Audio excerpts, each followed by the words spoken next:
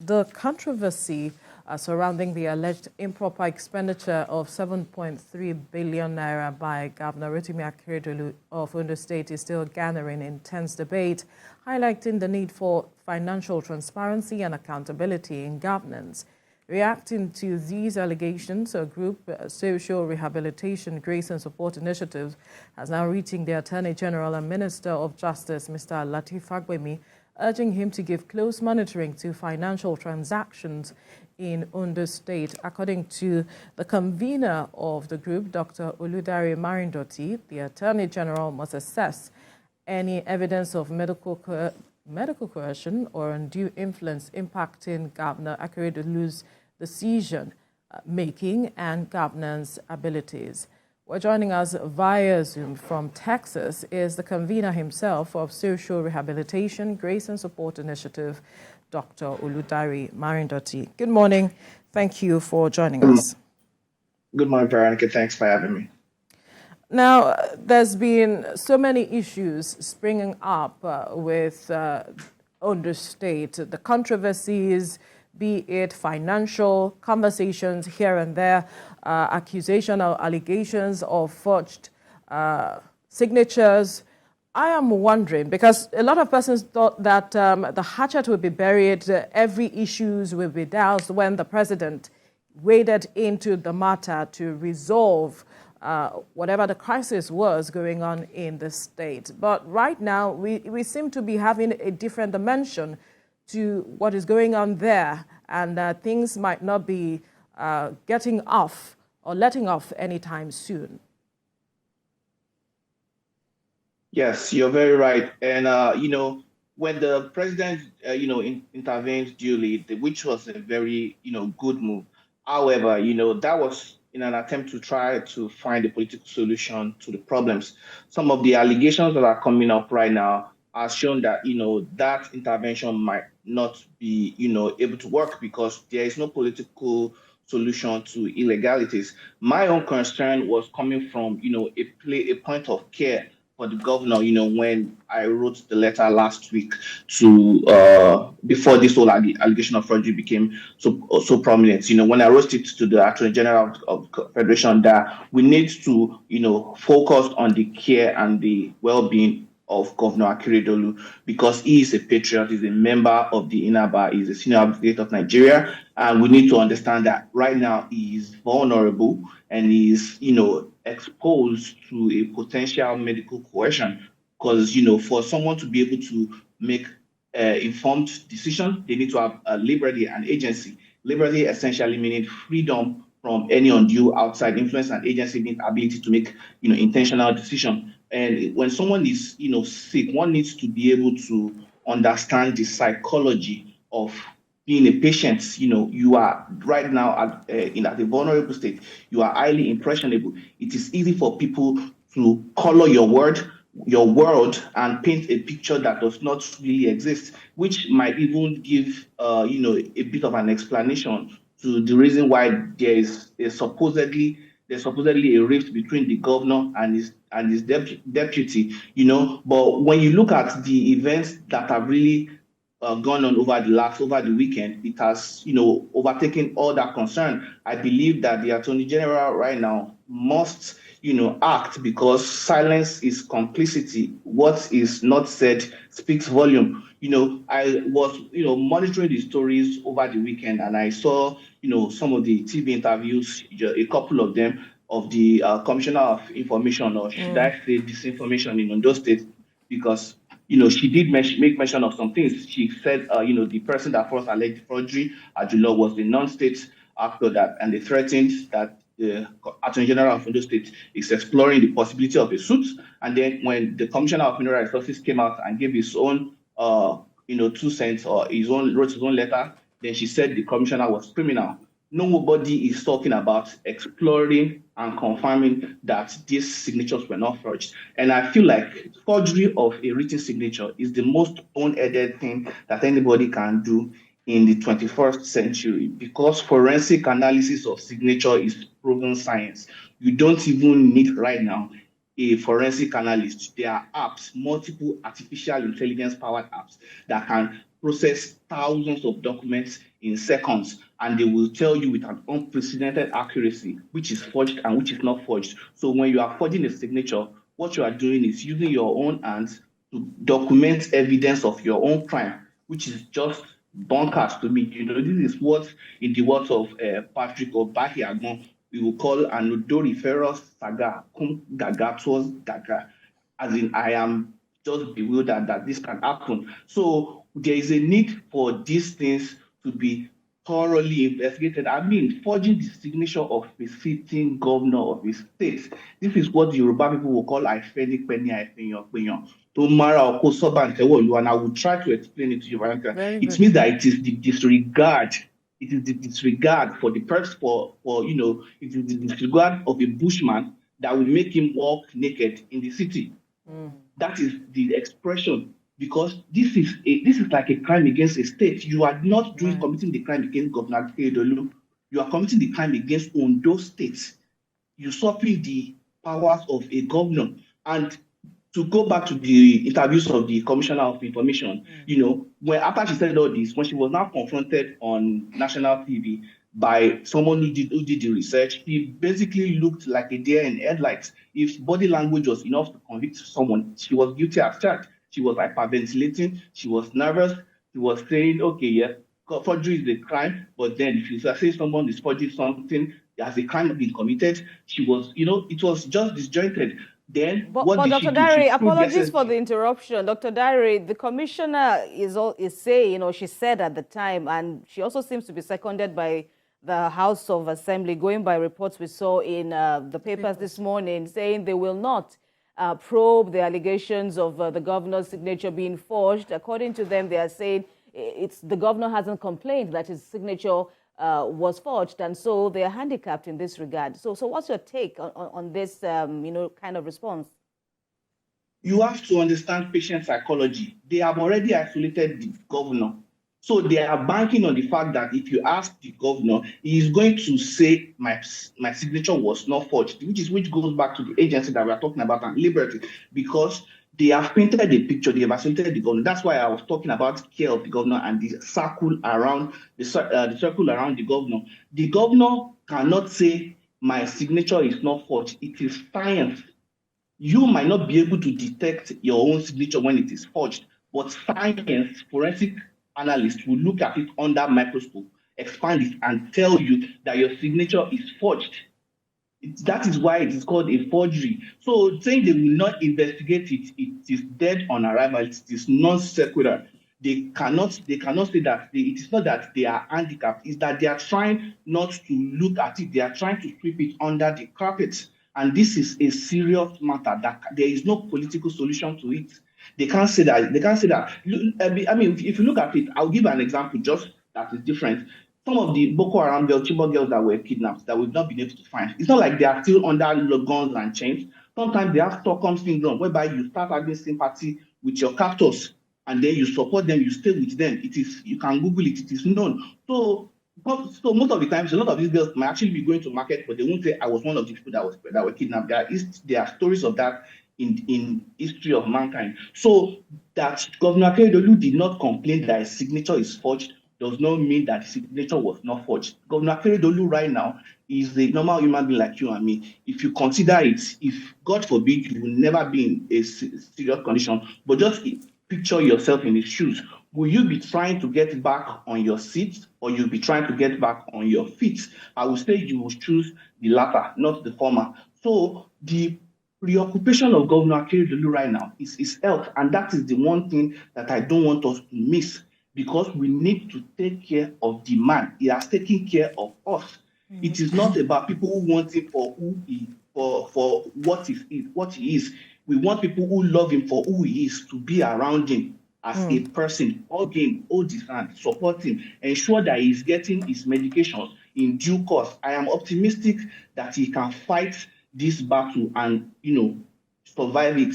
But if he is being used by some people to hold on to power, then they are going to not make decisions that are in his own best health interest. The only person that I think is making decisions in the best health interest of the governor right now is his deputy, who is trying to assist him, because the governor needs to, Governor Akeredolu did not just fall sick today. You can see he has been sick for about 2 years thereabout, physically. So he has been working every day with this sickness. At this point, it is because it has taken a downturn, and he needs his time to get better, not to be coming to work. If you were sick right now, you had common malaria, and your boss is forcing you to come to work, that will be heartless. So trying to force Governor Akeredolu to do work, to sign any paper, to do anything that is going to distract him from his own healthcare is heartless too. They should please grow a conscience and let this man get better. Dr. Marindoti, well, let me just quickly take you up on some of the things you have mentioned. There are those who may not agree with you on the stance that the person right now who may be doing something that is in the benefit of the governor is the deputy. Remember that this whole issue started between both of them. There was a rift, and the deputy has been accused of fueling some of these things, causing division. And that is what is fueling some of these things that we are seeing coming up in recent days. But an elder statesman, Edwin Clark, is telling the president, President Bola Tinubu, to invoke the doctrine of necessity right now in order to solve the constitutional impasse in the state, like we saw during the late President Umar Musa Yar'Adua sometime in our democracy, where this was invoked to ensure some level of stability in governance. What do you think? Yeah, thanks. And I'll first start with the rift between the governor and his deputy. Where did it start? There were a lot of rumors, but where is the empirical evidence? Where is the verifiable source? There was some rumor that I heard that the deputy governor was posting the obituary of the governor, which is just so, it beggars belief.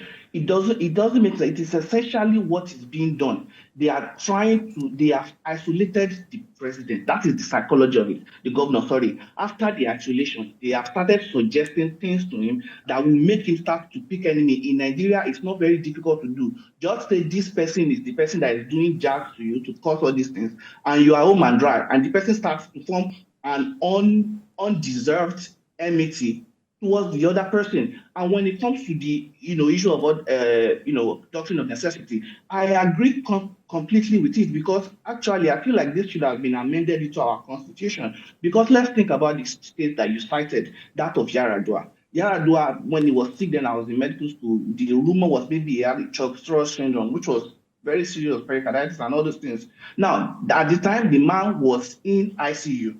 So how do you expect the man that is in ICU to transmit to the National Assembly that they should make his deputy, the acting president? He is already in ICU. He cannot do that. The other provision will be for the cabinet members. And the cabinet members, it will be based on their integrity.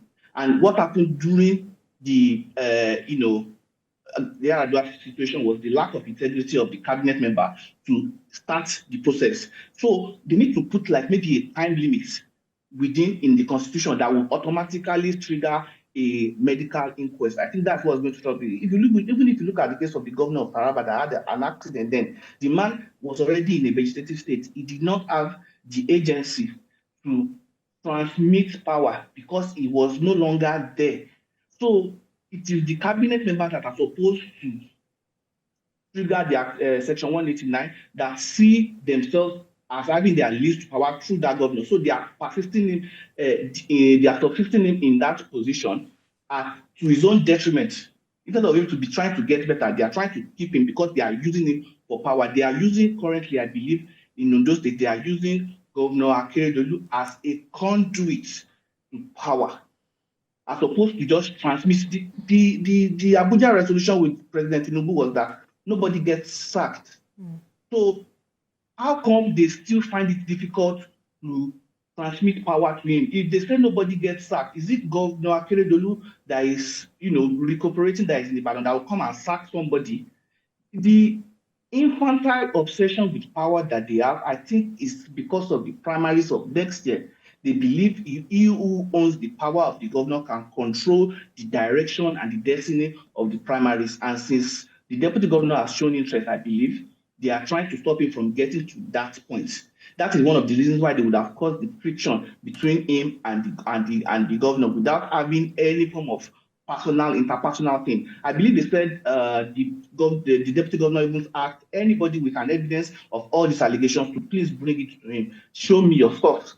They could not provide it when they spoke about but they kept on promoting it, right? But when they spoke about the evidence of a document that is available, they are saying they are not going to look at it. I believe the Attorney General needs to step in and order preservation of record for forensic review and then go in and look at it. Because why? If we don't do this, then we have set free a forgery orgy in the nation. Any minister can forge the signature of President Tinubu and nothing will happen. Any commissioner in any other state can forge the signature of even their LD governor and nothing will happen. Because why? We have failed to act. Human beings, we learn by operant conditioning, which means that it is the result of what we do that teaches us. Experience is the best teacher. So if we let the result of this, if we investigate it and nothing is found, fine, nobody gets prosecuted. But if we look into it and then something is found, then someone gets prosecuted, because it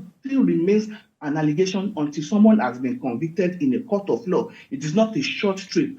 So, but we should start the wheels of the motions of this investigation. It is very essential for the sanctity of our democracy. Ondo State is a very decent state.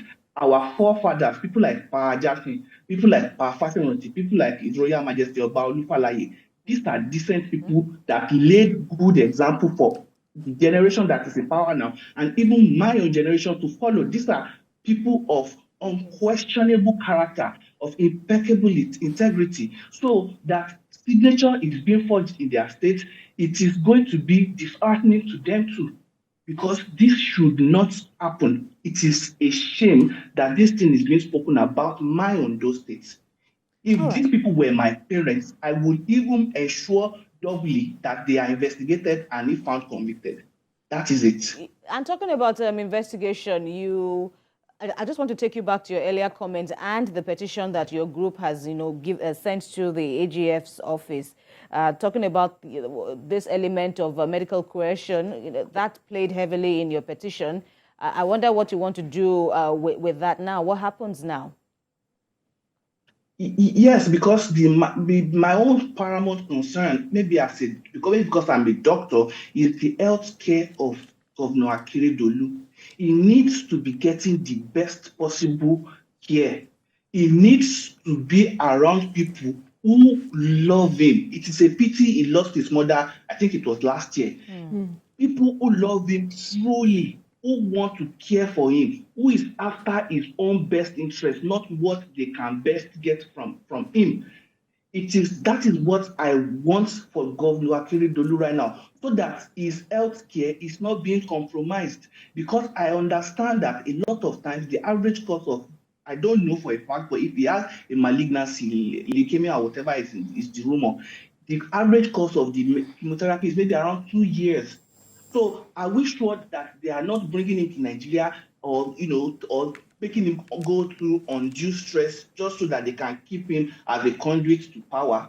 We have to be human about this thing. This is about someone who is sick. We should not see it about the governor, because a lot of people, one of my friends even accused me on social media when he saw one of my interviews, saying, why am I saying this? Am I saying Governor Akeredolu is right? I'm saying, no, you cannot blame him. He is sick. He is trying to get better. If Governor Akeredolu, you know him, he is a very outspoken person, funny even. If he was able to, talk, he would have gotten on social media, would have gotten on TV, lambasted everybody, say whatever he wants to say. That is the kind of action man that he is. The Ijala of whatever condition he's fighting has knocked Governor Akeredolu to the ground. We should not allow his cabinet member or people around him to kick him while he's on the ground. We should protect him and let him get right back up on his feet. We should defend him. That is why I was looking at the medical question. I am not a lawyer, I'm not a politician, I'm not even involved in all these other ones, but his healthcare, the healthcare of a patriot, it is the least that Nigeria should be able to do to defend him, to protect him. He is a man of integrity, defended our constitution, defended the people, a former NBA chairman. So the legal community should be, president, I keep calling chairman. Right. So the whole legal community should be interested in this case to ensure that a crime is not committed under his name, that he is not guilty of. Because should another administration come in and start looking at it, they will say Governor Akeredolu signed this check. Governor Akeredolu committed this crime. Governor Akeredolu stole this money, but he would not have been responsible for it. Is that fair on the patriot that you are looking at right there? It is not fair on him. So we need to focus our attention on what is best for Governor Akeredolu and understand the dynamics of the politics around him, in his vicinity, the people he is seeing. Because you cannot be telling me that a sick person, you are sending checks to him and you are sending documents to him to sign and he is giving governor's assent and you are telling me that he has full agency on that.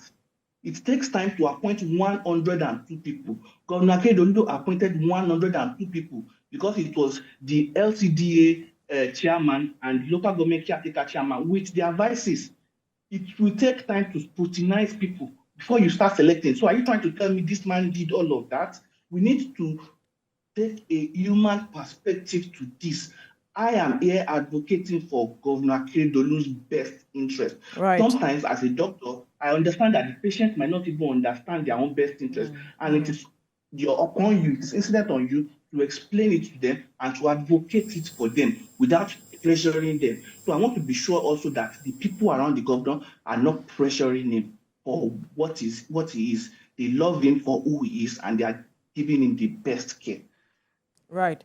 Now, there are reports that the deputy governor would be meeting with the president sometime later today, and we do not know the direction of what the conversation will be, but there's been calls for the deputy governor to be empowered to take over the position of governor of the act as governor of the state in the time being, so as to address perhaps some of these issues that we are seeing.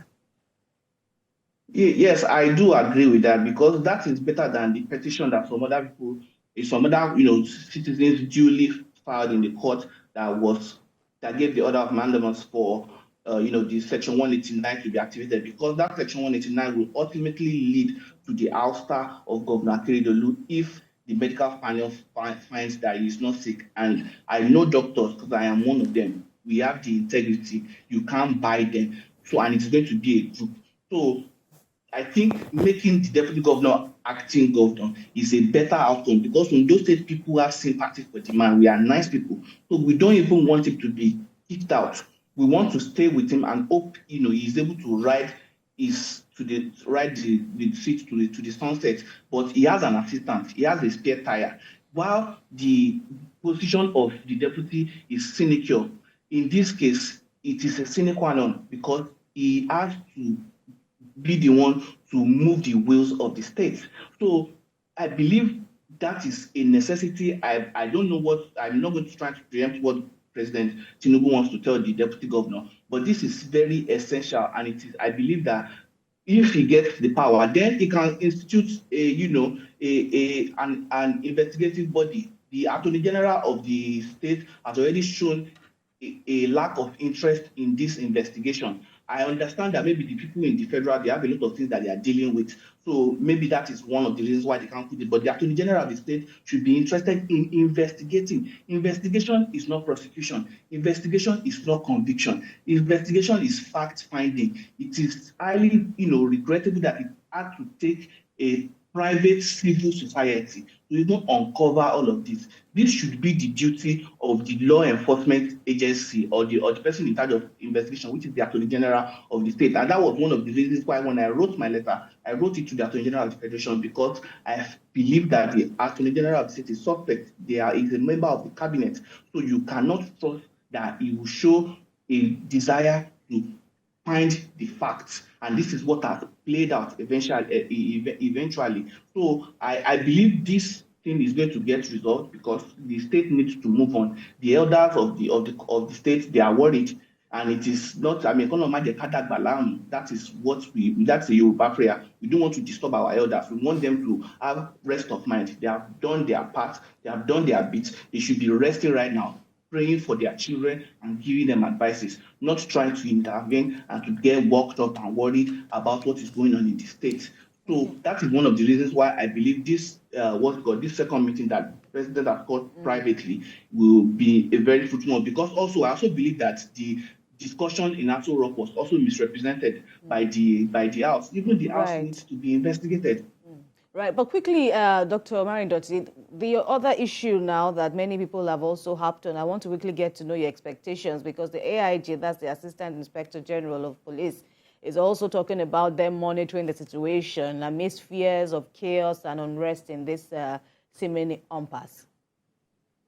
Yes, it is when the cat is away, the rat will come to play. And sometimes one of the things that people do in a way to shirk responsibility is to try to create an air of ruckus, to put us into chaos, so that we can they will dabaru the game. It is very essential for the Attorney General to be monitoring it, to ensure that there is no breakdown of law and order, to ensure that there is no killing. Ondo State people are calm people, but it is easy to instigate a few, try and terrorize the citizens just because you don't want to find accountability. You don't want to bring accountability. So I believe calmer heads will prevail.